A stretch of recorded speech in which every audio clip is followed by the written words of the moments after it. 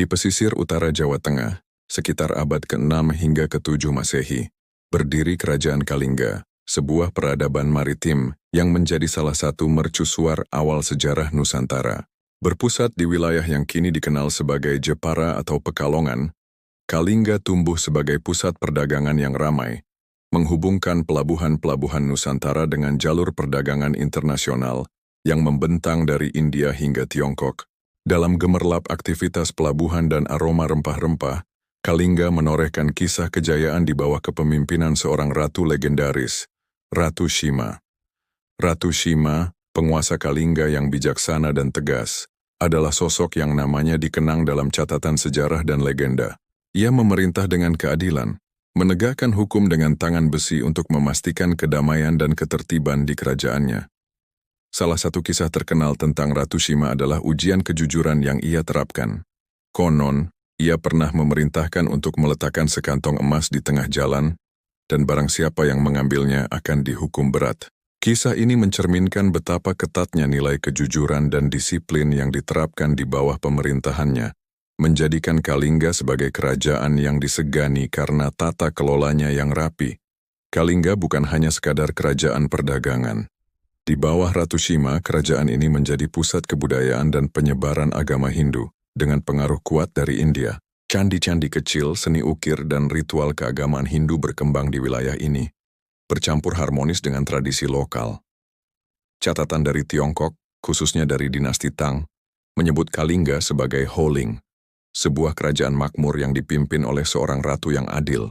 Catatan ini juga menggambarkan Kalingga sebagai pelabuhan penting, tempat kapal-kapal dagang singgah untuk menukar barang seperti kulit penyu, cula badak, dan kain tenun.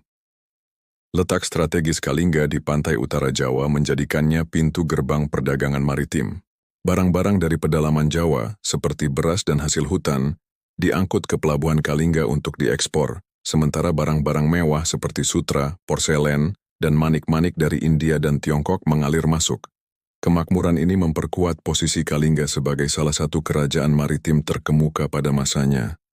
Menyaingi kerajaan-kerajaan lain di Nusantara, Ratu Shima juga dikenal sebagai pemimpin yang mendukung pendidikan dan kebudayaan. Di bawah pemerintahannya, Kalingga menjadi tempat berkumpulnya para cendekiawan, biksu dan pedagang, yang membawa serta pengetahuan dan gagasan baru. Pengaruh Hindu terlihat dalam sistem pemerintahan dan seni. Namun Ratu Shima mampu memadukan nilai-nilai Hindu dengan kearifan lokal, menciptakan harmoni sosial yang menjadi kekuatan kerajaannya. Meski begitu, kejayaan Kalingga tidak berlangsung lama. Setelah masa pemerintahan Ratu Shima, kerajaan ini mulai melemah, kemungkinan akibat persaingan dengan kerajaan-kerajaan tetangga seperti Sriwijaya atau perubahan jalur perdagangan. Catatan sejarah tentang Kalingga menjadi samar setelah abad ke-7, dan kerajaan ini perlahan menghilang dari panggung sejarah. Namun, warisan Ratu Shima tetap hidup dalam legenda dan catatan-catatan kuno, sebagai simbol kepemimpinan wanita yang kuat dan visi kemakmuran yang jauh ke depan. Kerajaan Kalingga, dengan Ratu Shima sebagai pusat cahayanya, adalah bukti bahwa pesisir Jawa Tengah pernah menjadi jantungan perdagangan dan kebudayaan di Nusantara. Dari pelabuhan-pelabuhannya yang sibuk, Kalingga tidak hanya memperkaya sejarah Indonesia, tetapi juga menunjukkan bahwa kepemimpinan yang adil dan bijaksana dapat mengukir nama abadi dalam pasir waktu.